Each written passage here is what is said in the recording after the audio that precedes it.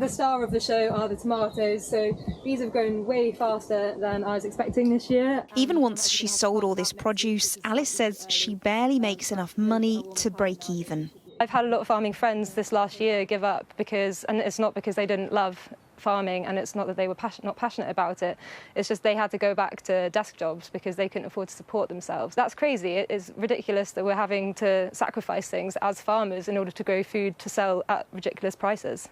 She's part of a group called Basic Income for Farmers, demanding agricultural workers get a guaranteed wage. A basic income would mean that farmers were able to have a little bit of paid time off, they were able to have some maternity leave, some sick leave and some rest so that they can give everything that they've got to the farm in the future.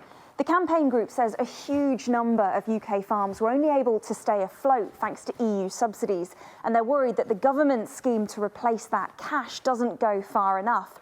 Add that to pressures like inflation, the cost of energy bills, seasonal workers and pressure from supermarkets all mean farmers are really struggling.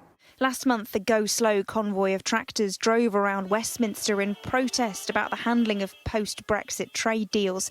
And there are fears the more our farmers come under financial pressure, the worse the impact on the environment. Farmers are there to care for the biosphere, to produce good food, nutritious food, to care for the animals. But they've been pushed down this corridor of in order to survive, they've got to make more and more money.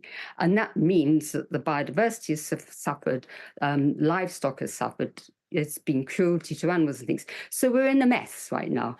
The Department for Environmental, Food and Rural Affairs said we firmly back British farming and are fully committed to maintain spending an average of £2.4 billion a year on the farming budget across this Parliament in England. But campaigners say this issue is about more than just putting money in the pockets of farmers. It's about where our food comes from, how it's produced and how much it then costs once it hits the shelves. Rachael Venables, Sky News in Dorset.